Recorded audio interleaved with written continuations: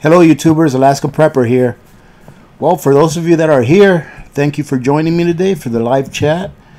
And as promised, I am going to shout out the rest of the new subscribers.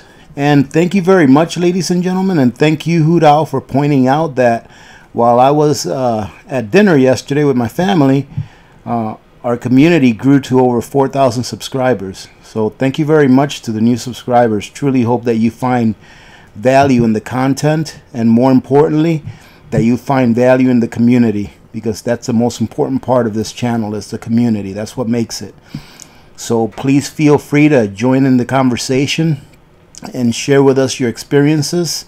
And if you're a new prepper, please feel free to ask all the questions you want. That's what we're here for. All right, so let's go ahead and shout out our new subscribers.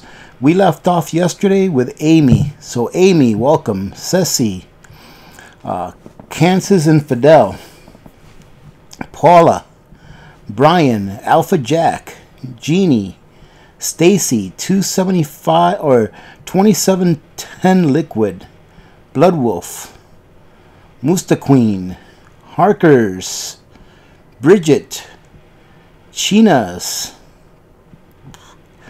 Firoz, Corey.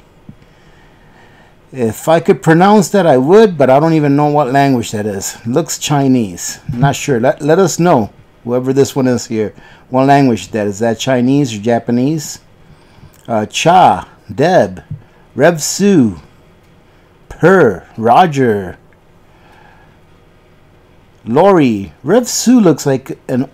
Rev Sue, let us know. Did you get unsubscribed? Because I think that you've been subscribed before. Lori, Chemnap, Kim, Guys, Michelle, BK Othbauer. I would pronounce this if I could, but here's another one that I can't pronounce. Robin, Christy, Jessica, Rob Dark 71, 007 Wets, Darlene, God is Love, Amen, Big John, DJ, Book, Jesus is my rock, Amen, Lead by Faith, Amen, Howard Hodge, Fisk Farm, Nicole, Bernice, Buckeye, Joe, Grumpy, Mike F, Elijah, D, Anikad, Triple G, Tiffany, Divinex, Unity, Billet TV. I messed that one. We'll just go with Unity. Dave Man, Large, Lily, Laura, Crystal, Karen, Marsha, Moms Slayer, I'm not sure if I'm saying that one right. Tina Hauser, welcome. Meathead, that's a good one. Yvette Foster, Mr. BTW 999, Tim C, Anthony, George, Alan, Hootink, Simple Fun Stuff, Stage, Stephen, Michelle, Queen, Mary Thompson, Rasmus, Do It Like Me, Arnold, Laney, Whirlwind, Angel, Van Lucen, Dirk, Angels Heaven, Renee, Carbon Tate, Lance, Zachary, Vera, TNT, D. Lindsay, Irish, Colleen, Ted Palmer, Liberty for All, I like that one, Monica, Mimi, Richard, Amber, Lion King, Angel, Joanne, GR, Woods Walker, nice thumbnail, Woods Walker, Pancho Villa, Clay, Elisa, Sequoia, I'm not sure how to say this one, so I'm going to go MRYM0, AAA Huckleberry, Barbara Fitch, Tyrone, Barbara Vidal, Bailey, Sharad, David, Newlam, the Battle of OKC. Raven, Daphne, Maida, Clueless Homesteaders, U.S. Army Wife. U.S. Army Wife, I thought you had a channel. Maybe that's a different one. Lena, Ann, Gilbeat, and last but not least, TGS Source. Welcome, ladies and gentlemen. Very nice to have you. So we're going to get to these questions and comments from the video that I put up yesterday, requesting questions and comments. Thank you, everyone. Look at this. A lot of people participated, so we've got quite a few to go through. So we're going to go ahead and start right off. So let's go to the bottom and start with our first one. And this one's from Martha. And Martha asks, do you live in Alaska, and what is Alaskan prep means? I don't understand the second part of your question, Martha, but yes, I do live in Alaska. Let's go to a question by Audrey. Audrey says, name something most people haven't considered storing, but is so important to have on hand, and one easy survival skill hack you never knew about until you started prepping. Example, for me, it was how to open a can without a can opener. Something like that. Okay, so name one thing that most people haven't considered storing. That's kind of a difficult one, Audrey.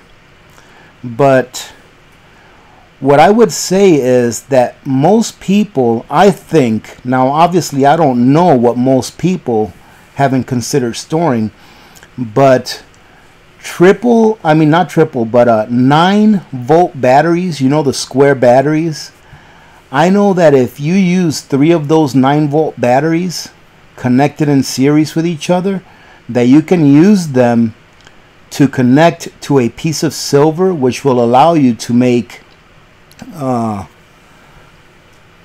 colloidal silver.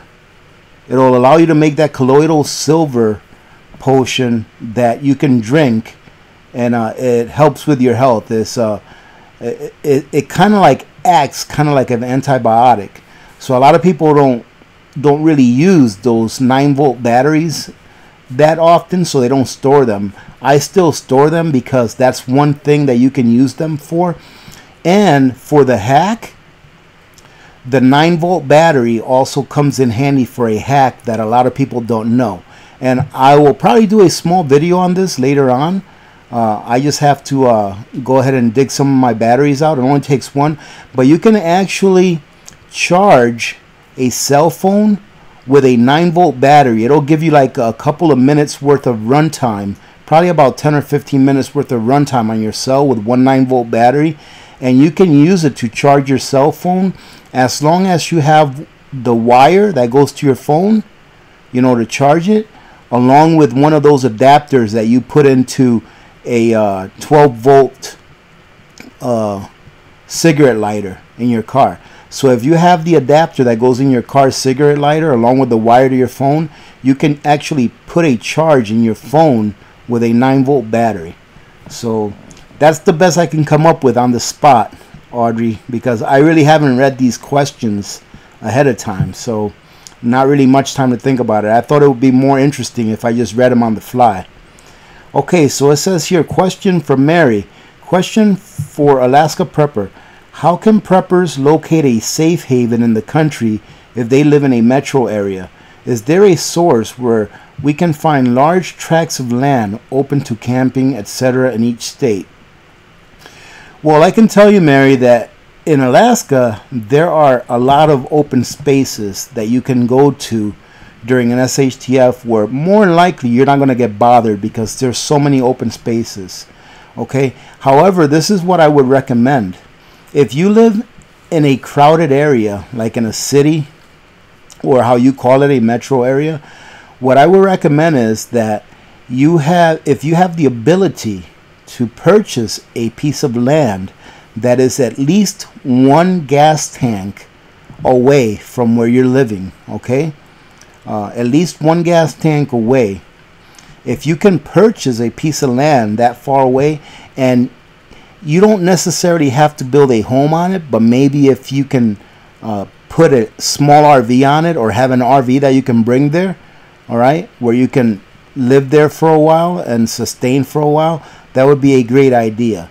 However, if you don't have the resources to do that, if you have family or friends that are like-minded, that maybe live, you know, in an area that's vast, that has a lot of land, it's not that crowded, you may want to talk to them and see if they will allow you to keep your preps there. That way, if anything were to happen, you can take your bug out bag, throw it in your vehicle, and drive there. But that's the best advice I can give, not knowing exactly where you live and what kind of land resources are in your area. So I hope that answered your question, or at least helped a little bit. MSM Mom 1994 asks, have you ever used a big buddy heater? If so, how much propane do we need per day to heat a few rooms in a house? Okay, so I actually do have a big buddy. I have one of the ones that takes 2 1-pound propane bottles, or attaches to the 20-pound bottle, all right, with the hose and regulator on it.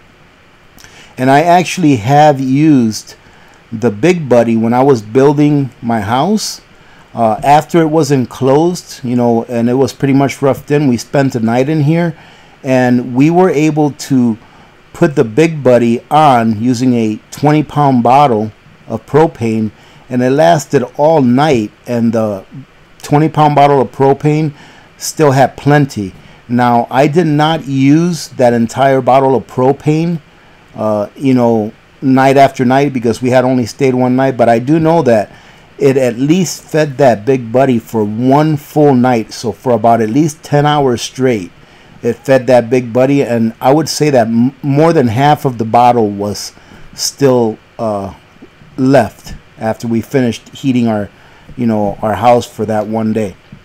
But also, you have to remember this, that, or understand this, that when we did that, it wasn't winter time. You know, it was like in the very early fall. All right, so the temperatures were not that low. They were maybe in the 50s. All right. So obviously, depending on how well insulated your home is, will depend on how much heat you're going to need.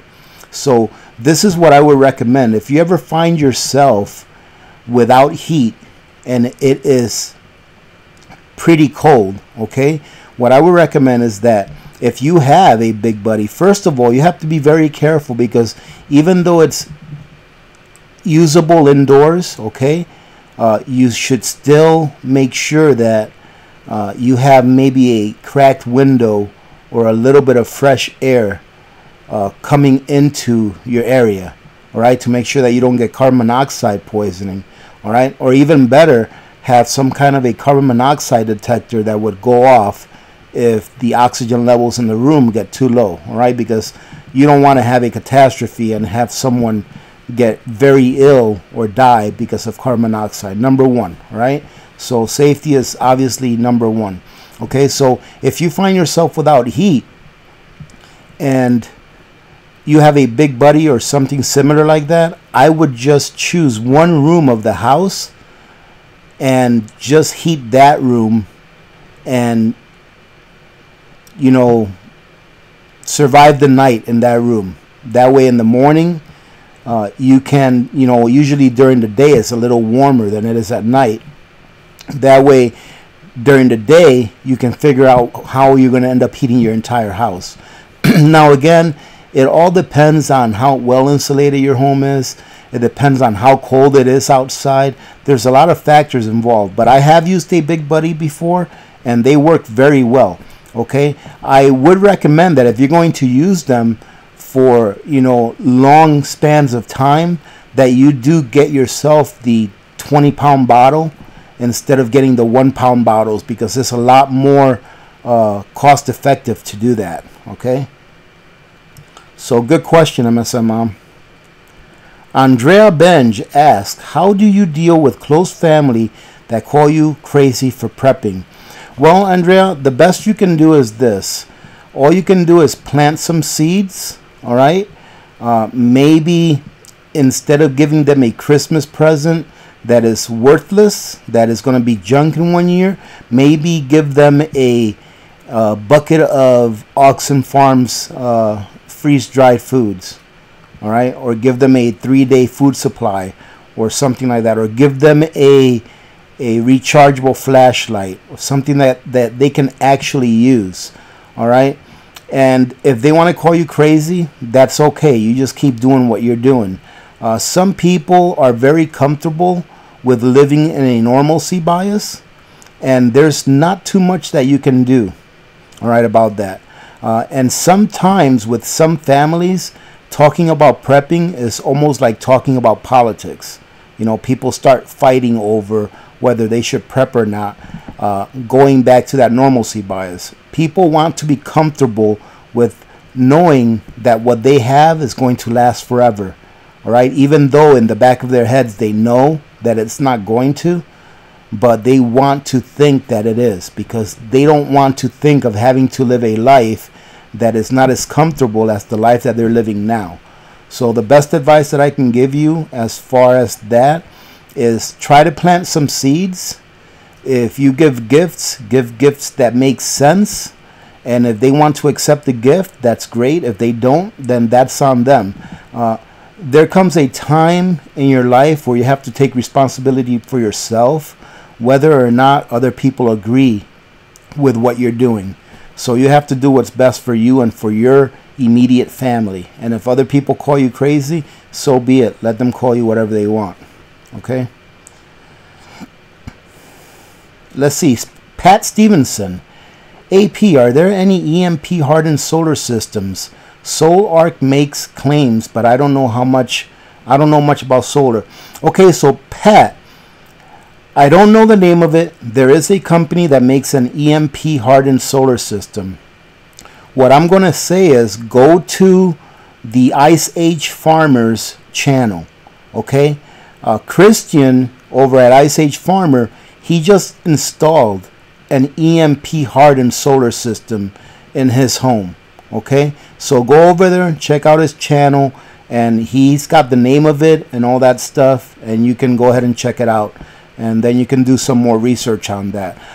They are pretty pricey, all right? I do remember, oh my goodness, it was I want to say that for a full system it was more than $10,000. All right, but go check it out. Check out the Ice Age Farmer. And Christian is the host over there, and he did a video about that not too long ago, actually. Thanks for the question, Pat.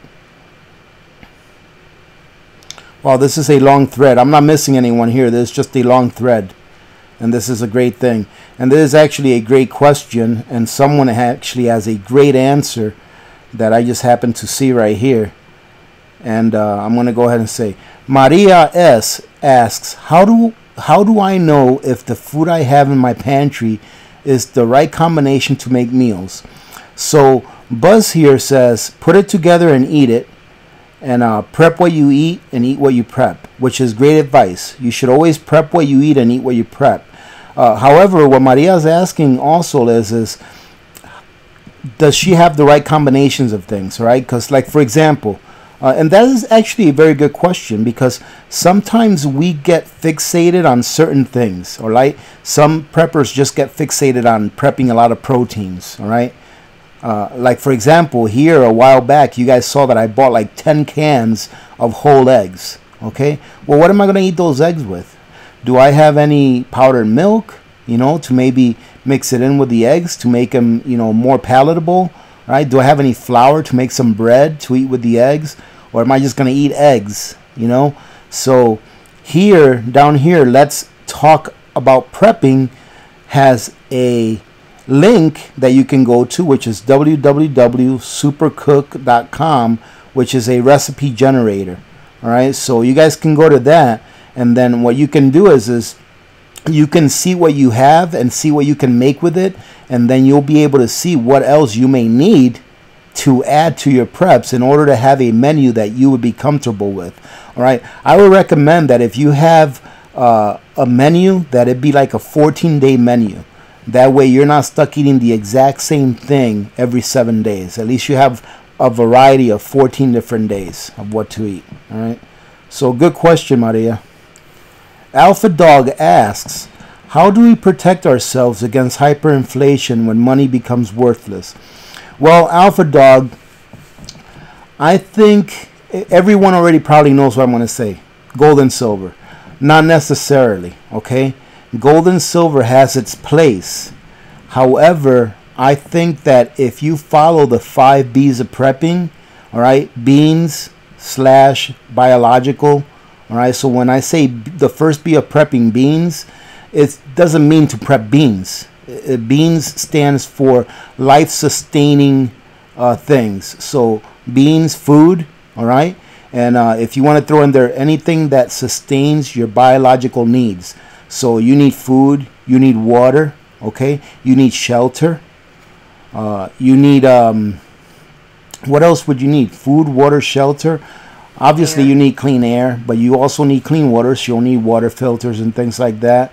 Okay, so concentrate on getting the 5 B's of prepping. The second B is going to be medicine. Okay, any kind of medicine, are prescriptions, any kind of over-the-counter medicines that you may need, any kind of hygiene items that you may need. Don't remember hygiene items for babies. Don't forget hygiene items for babies. Don't forget hygiene items for females, if there are females in your family. Okay, things like that. The third B is going to be bullets, and that's to defend yourself, your family, and your preps. Okay. The fourth B I call silver and gold, precious metals. That's going to preserve your purchasing power and preserve your wealth. Okay. The last one, I call it barter. Okay. You can switch number 4 and number 5 around if you want, but I choose barter for my last one. Now, how is getting those things in order protecting against hyperinflation?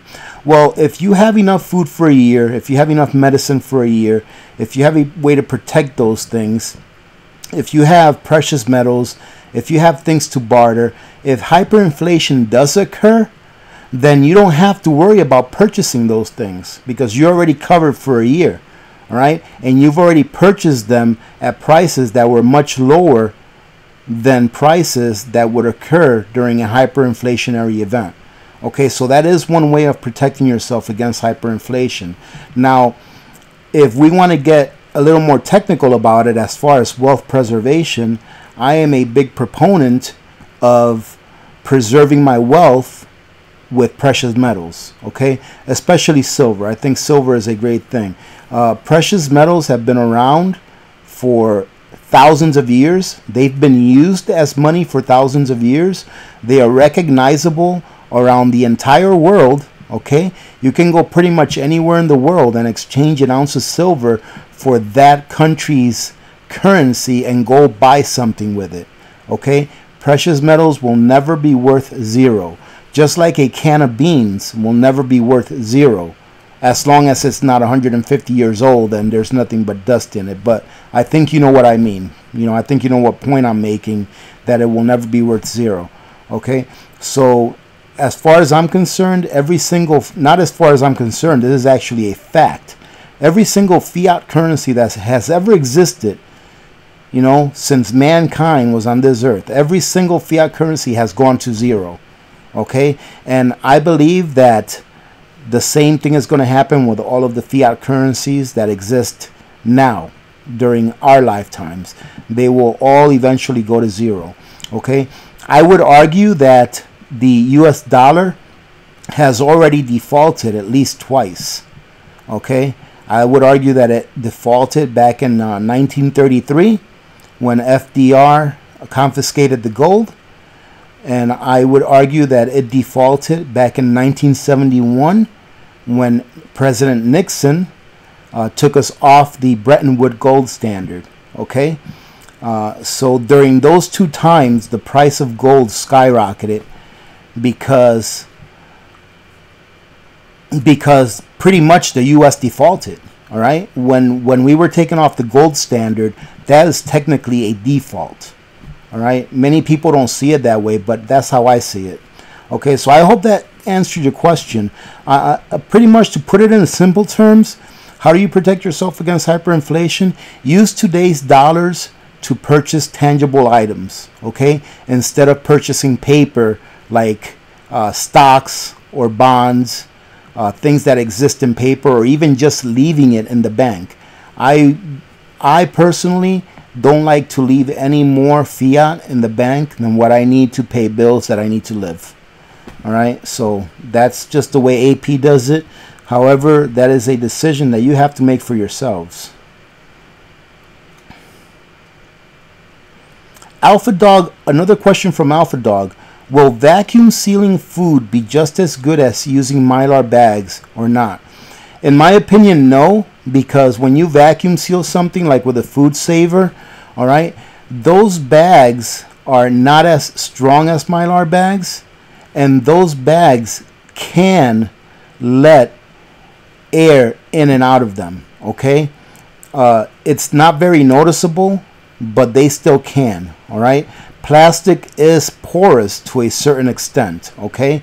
Mylar is not. What Mylar is a plastic bag with a coating of metal, all right? And the metal is not porous. It will not let in any sunlight, and it will not let in any air, all right? Or oxygen, air, whatever you want to call it, okay? As long as you properly seal it. So I would always rather use Mylar bags for long-term storage than food saver bags, okay? Food saver bags do have their place, but I personally would rather use Mylar bags for long-term storage 100% of the time. I won't use food saver bags for long-term storage, all right? I still use food saver bags. I just sealed up a few steaks that I bought the other day in food saver bags and threw them in the freezer, and that will help them last a little longer, and it will also help them from getting freezer burnt, which is exactly why I did it, because I didn't want them to get freezer burnt. But I would definitely use Mylar bags all the time if I could. If you can, that's what you should do. At least that's how I feel. Let's see. Hey AP, I just received my portable 2-burner stove. Do you think it's more economical to stock up on small propane tanks for it, or should I buy a large tank? Okay, so it's absolutely more economical to get a 20-pound tank than it is to get a 1-pound tank. So I can only tell you what the prices are here in Alaska. So if I were to buy a 4-pound pack of the 1-pounders, so if I were to buy the 1-pounders that come 4 to a pack, that's 4 pounds of propane. Those around here run around anywhere between $12 to $14, okay? It cost me about $15 to fill up a 20-pound tank. All right, so there you're getting about 5 times as much propane. All right, you're getting about 5 times as much propane for about $1 or $2 more. So it's obviously a lot more economical to go with the 20-pound tanks if you live in an area where you can store those, safely.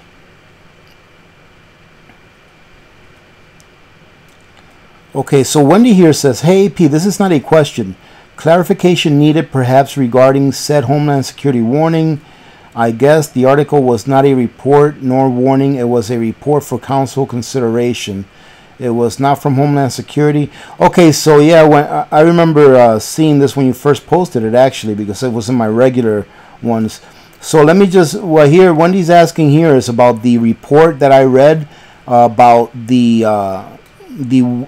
warning to Americans to get at least prepped for 6 months. So that report was actually a report that was sent to the president, and it wasn't by DHS. I think I mentioned that towards the end of the article because it stated it down there in the article. It was by some council that studies the grid, but I think Charles here answers it.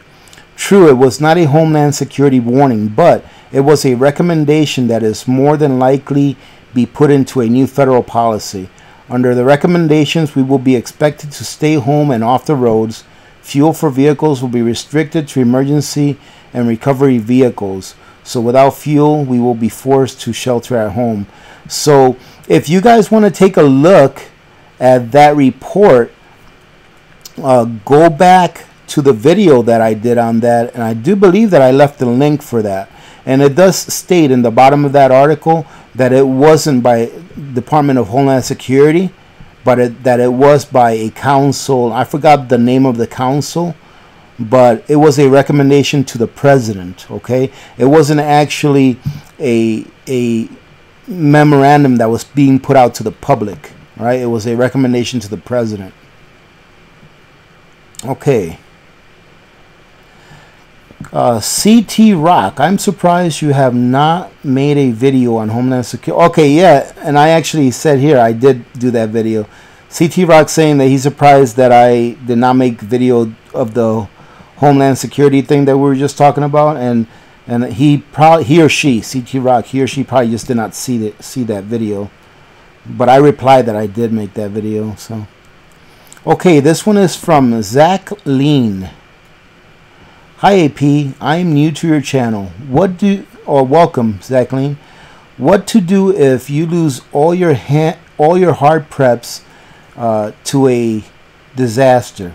I'm pretty sure there were some preppers in California fires last year and this year that lost everything. I want to say the prepping is great if you don't lose your home or supplies, but tornadoes, earthquakes, floods, hurricanes, and volcanoes can take everything you have worked for and gone. All that prepping gone. Go through a divorce, half of it is gone. Is there a better plan? Zach, no, I don't think there is. Unless you have the ability of having a homestead away from your home, so like a second piece of property with another home there, or a cabin or something like that, I don't see that there is a better way. I mean, there's only so much that some people can do. Okay, so if you live in your home and you don't have a second piece of property, and you can't afford to have a second piece of property or a different location where you can store your preps, you have what you have. Now, some people may make recommendations saying, well, get a storage container or get a trailer that you can, put half of your preps in, or you can bury some of your preps, in different locations. Like, for example, I have a little bit of property. I can probably go to the back of my property and bury some of my preps, things like that. But the fact of the matter is that life is life. And if something like that happens, what you have to do is you need to get up and start living again. All right? You need to get up and start prepping all over again if that's what happens. I mean, if anyone has a better recommendation than that, I'm not sure what I can say, because anything can happen. You're right. We prepare for things that we don't really see happening right away, because you're preparing for it. So hopefully you're not preparing for something that's starting to happen right now. So we prepare for things that may happen in the future. But in between, anything can really happen. It doesn't have to be a systemic catastrophe or crisis, that happens to everyone at the same time. It can just be one person, one family, that something bad happens to.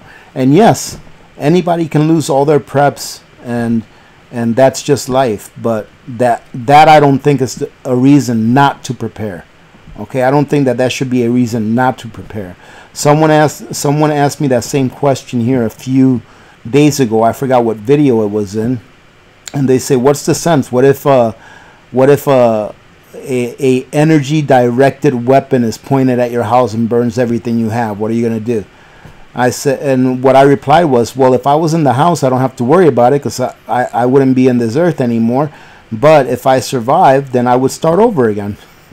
Because what else are you going to do? So, okay, Zach Lean, another question from Zach. By the way, 3 different family members escaped last year's Santa Rosa firestorm with just the clothes and pajamas on their back. No shoes even. They were only seconds or minutes to get out alive. Well, you know what? I'm glad they got out alive. So, that's good. Okay, Angie says, I purchased 2 large bags of rice. I don't have a food saver sealer. How can I preserve it? Would it be safe in canning jars. Yes, Angie, I've got some rice that I've dry packed in canning jars. What you want to remember is that before you pack your rice in the canning jars, that the canning jars are very clean. All right, so make sure you sanitize them. Whenever I dry pack something in canning jars, I clean the canning jars really good. I wash them really good inside and out, and then I put them in the oven at about 200 degrees for like 15-20 minutes. Okay, once they've been in there for about 15-20 minutes at 200 degrees, I turn the oven off and I let them cool naturally. Okay, and then I go ahead and I put my rice in there along with an oxygen absorber, and then I seal it with the lid, and make sure that you seal the lid pretty good. And always remember that if you're going to pack rice or any kind of grains, that it's also a good idea to make sure that you freeze them. Freeze your rice or whatever, beans or wheat berries, whatever it is you're going to pack in there. Freeze them for a few days to make sure that if they have any eggs or larvae in there, that they'll freeze off and die. Okay, so yes, you can definitely do it in canning jars. Okay, number 2, I live in an upstairs condo. It would be hard for me to use a rocket stove on my balcony. I have been looking at a butane and propane burners. I do have electric convection oven. I do have an electric convection burner. So now I'm thinking about a generator. But how do you store gas? Again, I live in an upstairs condo. I do have a single car garage which is detached from my condo. Well, thanks for the. She says my tree is beautiful. Okay, actually that was Little Miss Alaska Prepper and Mrs. Alaska Prepper that put the tree up. So yes, you can store gas, Angie. You just have to make sure that you're able to store the gas where you're at. I know some condos have restrictions on how many cans of gasoline you may store or whether you can store them at all. But what I've always done to store my gas, and it's always worked, I've never had any bad gasoline, is I've always used a product called Stabil, Stabil. All right, you can find it in any hardware store. You can find it in Walmart. You can find it in a lumber store, like Lowe's or Home Depot. All right, and what it does, and it'll tell you on the bottle how much to use per gallon. Okay, and what it does is it stabilizes your fuel, and it allows it to not break down over time. Okay, and as long as you keep it in a sealed container, that fuel will last you for 2 or 3 years. I've even heard of 4 years that it'll last, as long as your container is sealed and you don't have any gases from the fuel escaping. And a way that you would know that is that when the container gets a little bit warm, you'll see the container expand a little bit and then contract when it gets cooler. Okay, but Stabil is a great additive for gasoline, and it will extend its life by a pretty good while. Okay. Okay, so Delsa here says, please explain the term rotate your preps. When YouTube prepping had no idea what that meant. Maybe someone else may need to know. So to rotate your preps is extremely simple, ladies and gentlemen. I'm going to put it to you in a very simple way. And I've got 2 cans of pineapple. Okay, I bought 1 can of pineapple today, and I bought a can of pineapple 6 months ago. All right, next time that I want to eat a can of pineapple, I'm going to eat the can of pineapple that I bought 6 months ago. Okay, and then the can of pineapple that I bought today is going to be the only one left. Now when I go to the store tomorrow and replace that can of pineapple, I'm going to make sure that the next time I eat a can of pineapple, it'll be the oldest one that I bought. So pretty much rotating your foods means that you're eating the oldest foods first and then rotating your other foods to the front. So you never eat your newest food first. You always eat your oldest food first. That's what rotating means. Okay? That's actually a good question or a good point to put out there, Delsa. Okay, so Maida says, some questions I have gotten from friends who just joined the AP family. Maida, you're awesome. Maida's out there recruiting, ladies and gentlemen. You know that? She is out there recruiting. Okay, but they are too shy to ask. Okay, water storage. What are the best containers to buy? How often should you change the water out to keep it clean? Okay, so this is my understanding. A lot of people are going to say that plastic is no good and all that kind of stuff. And yes, I agree. All right, plastic is probably bad. However, we don't have very many choices on how to store water. Okay, unless you have a well, you know, and a hand pump, then you should be good to go. But as far as storing water, there are many water containers out there, all right, that are supposed to be food, you know, food grade, so that you can store water in it. So if you don't have a lot of cash and you want to save money, ask your friends for their 2-liter pop bottles, their empty 2-liter soda bottles. Okay, you can store water in there. Now, if you're using water from the faucet, okay, that water is more than likely already treated with a little bit of chlorine. So you can put the water in your containers right out of the faucet. And what I would do is I would change them out like every 6 months to a year. Okay, I would change them out every 6 months to a year. But one additional thing that I would do is that if I ever had to use that water for drinking, I would still pass that water through a filter. Okay, so it pays to have a Berkey. Okay, so, and I mean, there's many other ways to store water depending on how much room you have and how much property you have. You got 55-gallon drums that are made for water storage. You know, you have, for example, I have got a couple of 500-gallon tanks which is where I store my water in. All right. And next year, I'm hoping to buy a 2,500-gallon tank that I can use for a rain catchment system. So let your imagination run wild. All right, any container that is a food-grade container can hold and store water. Okay, and like I said, if you use water from the sink, from your faucet, you shouldn't have to treat it with anything. It should already have enough chlorine in there to last a good 6 months to a year without you having to exchange it. Now, if you do have to treat your water, you're going to have to go ahead and do the research on how much chlorine to add to that water to preserve it. Okay, and then always, this is what I do. If I ever had to use my water that I put away for storage, that's been stored for a while, I would always run that water through a filter. I run my water through a couple of different filters now, and it's fresh water that I bring in all the time. Okay, so Sorga Kill here says, how much is toilet paper going to be worth during an SHTF scenario? I'm thinking it's weight in gold, if not more. Okay, love your videos, keep it up, thank you. Okay, so it really depends on how much toilet paper is going to be worth. Okay, it really does depend.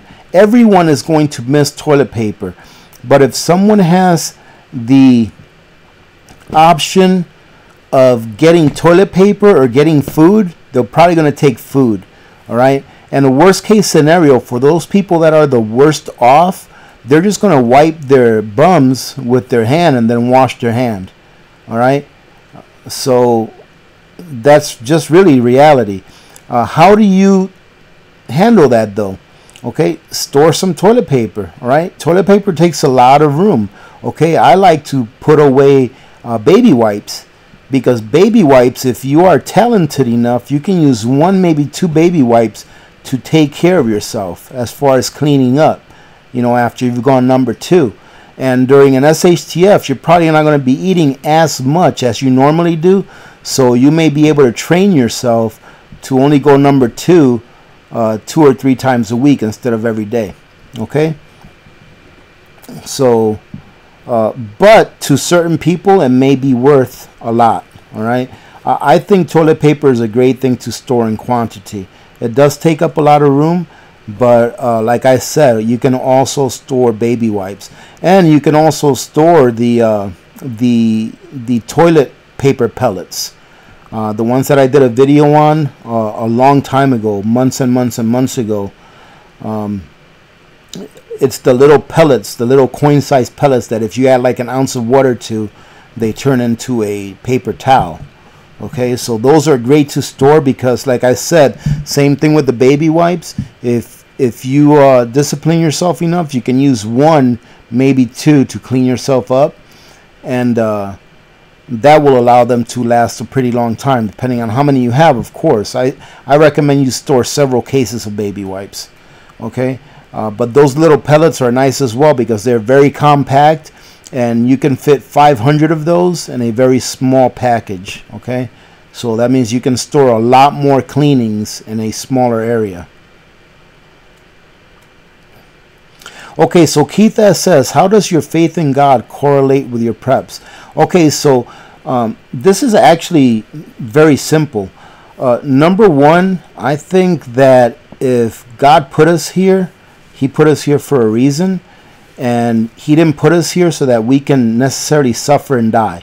So that's why I prep.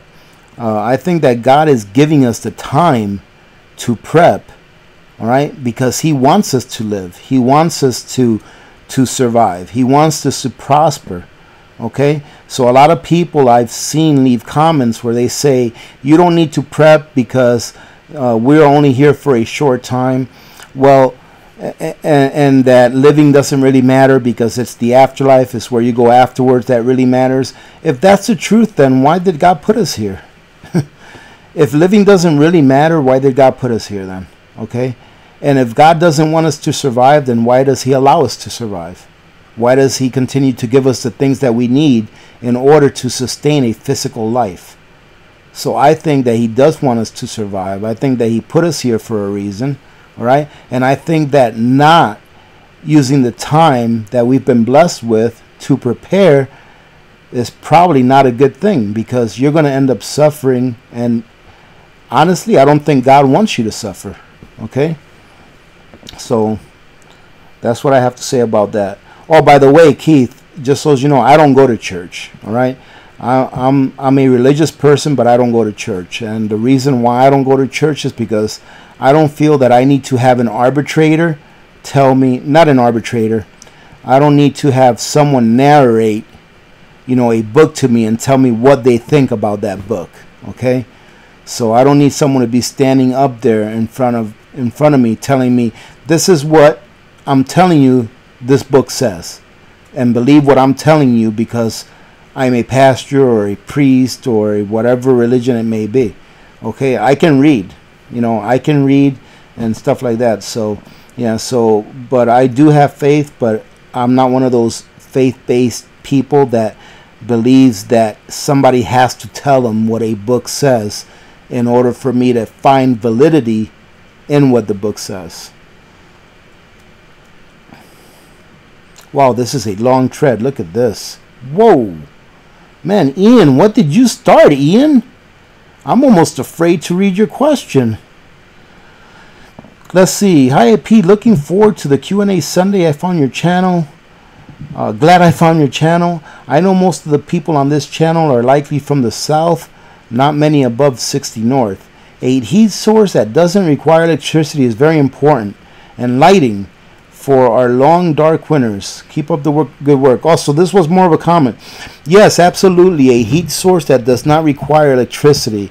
For the AP, it's going to be the best choice for an SHTF would be a wood stove. Okay, for a not SHTF, and it's just a backup because, you know, we lose electricity here once in a while, but it's not like because of an EMP or a CME or anything like that. If you guys haven't seen my video on my non-electric heater that we had installed that runs on propane, so if the electricity goes out, we can run that heater and heat the house without any electricity whatsoever. Okay, so that's what I would recommend. I would recommend that if you can have a backup for regular outages, have that backup. And if you can also have a SHTF backup, like a wood stove, I'm definitely going to get myself a wood stove this upcoming year, right? And all of the plumbing that it needs. That way, if there ever is an SHTF, I've got all the wood I need in my backyard. Okay, so if there ever is an SHTF, it would be a matter of my son and myself removing our Toyo stove and putting in its place a wood stove. Okay, and between the time that I remove the Toyo stove and put in the wood stove, guess what's going to be running? My non-electric propane heater that's going to get us through that transition period. So good question or good comment. Be Awake says, Merry Christmas, Alaska Prepper, and your tree is beautiful. As I stated before, Be Awake, my Mrs. Alaska Prepper and Little Miss Alaska Prepper put the tree up. But thank you very much, and Merry Christmas to you as well. Braindead Prepper says that Christopher Columbus is buried in the Dominican Republic. Yes, he is. At least that's what we're told, Braindead.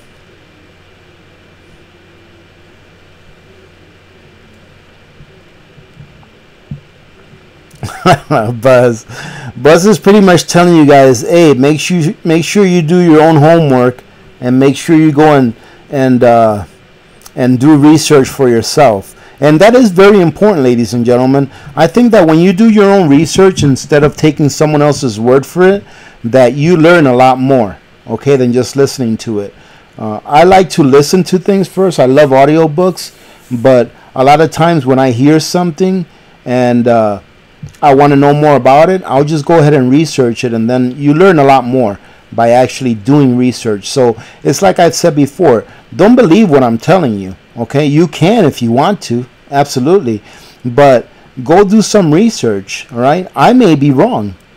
I'm not always right. I've been corrected on this platform several times, okay? I told Salo Brena here the other day that the AP community is like my Wikipedia, because every time I say something wrong or show something wrong, I get corrected by someone, all right? And every time I have a question that I don't know, I'll ask it here and you guys will tell me the answer. So yeah, make sure you do your own research. Debbie B says, Merry Christmas and congratulations. You are going to hit 4,000 subs this week. Hey, Debbie, you are right. So I think that you probably put some good juju on the AP community this weekend. You're right. I was very surprised that when I got back from dinner, I came to get ready to do this video that I'm doing right now, and we were over 4,000. And I think that's a great thing. It just shows that this is what that shows, ladies and gentlemen. It has nothing to do with the narrator. It has nothing to do with the person you're listening to right now. What I'm doing here is providing a platform for good people to get together, okay, for good like-minded people to get together, and for those that may not be like-minded to hopefully become like-minded and want to start prepping. All right, it's just a platform for good people to get together that want to help each other out and that want to change. Let's make one prepper at a time. All right, we're saving the world by creating one prepper at a time. All right.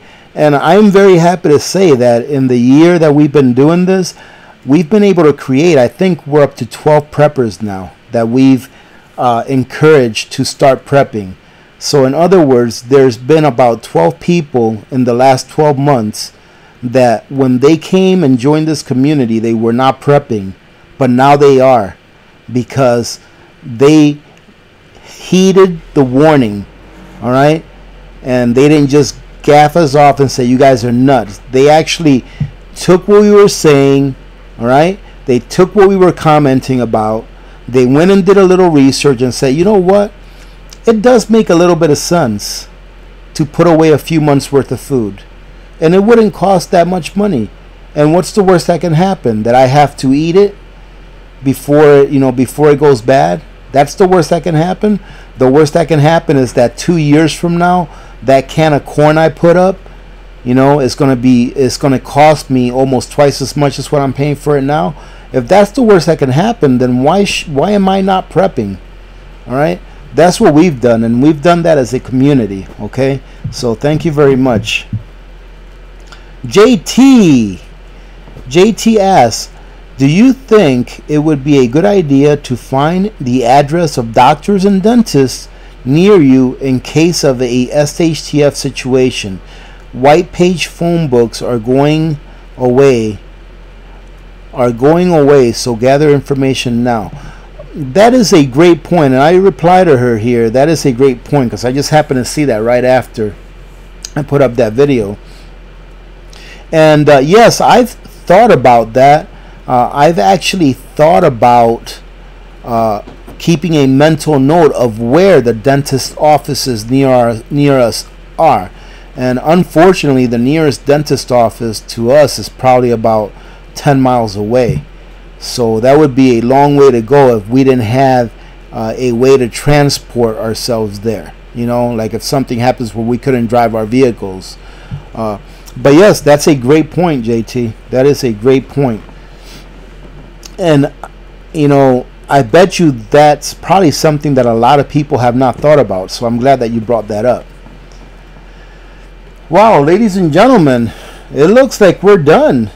I'm not sure how long I've been recording, but that seemed like it maybe have gone by a little bit quick. But that's it. That was all the questions, ladies and gentlemen. Thank you very much. I think this worked out really well. Maybe I'll go ahead and put a video up like this maybe every Friday.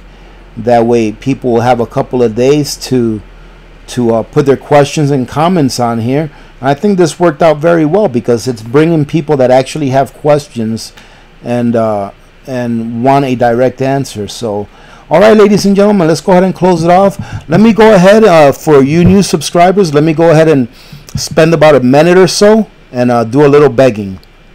Okay, so I'm not per se begging because I want you to take money out of your pockets and donate it to the AP community. Not at all. What I'm asking is that if you would like to support the AP community, all right, that you please let 1 or 2 commercials or ads run through when you're watching any of my videos. Okay, that really helps. Okay, another way that you can support the AP community where it won't cost you anything is if you're going to shop at Amazon, please look down in my description of every video. In my description, you'll see my Amazon link. Please just click on the Amazon link. It'll take you to your page. You can do your shopping just like you do any other time. It won't cost you anything else, and it will help support the channel and the community. Okay, if you are going to purchase precious metals and you would like to use the precious metals link that I have in the description as well, it'll take you to SD Bullion. Okay, you can compare their prices to other dealers and then decide for yourself whether you would like to use that site or not. However, if you do want to use that site to purchase something, please go ahead and use my link, because every time that a new person joins or registers with them to buy something, the channel gets a little bit of a kickback as well. And what I am going to do with whatever kickbacks I may get from SD Bullion, they don't tell you, but every month or so, whether you had anyone actually click on the link. But any revenue that I get from SD Bullion, I'm going to use some of those funds to give away silver. Okay, so if I ever give away silver, you guys will know it's because I've been getting revenue from SD Bullion. Okay, another way that you can support the channel, if you do want to dig in your pockets, only if you can, okay, is during our live chats. You can always do a super chat. Okay, and also if you look on the description, there's a link there that says buy Alaska Prepper a cup of coffee. If you wish to dig in your pockets and donate like that, I would appreciate that, but remember, only if you can. All right, only if you can. All right, if you're just starting out prepping and you can't really afford to get everything you need, by all means do not dig in your pockets. Okay, use that for prepping. So if you can, that'd be great. If not, please just continue to support the channel by doing what you've been doing. All right, ladies and gentlemen, that's all the begging I'm going to do for today.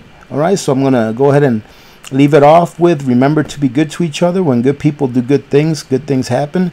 Remember to reach one, teach one, and repeat. If we all did this, the world would be a better place, and you know that it will be a better place. Many blessings to all of you and your families. This is Alaska Prepper, and I'm out.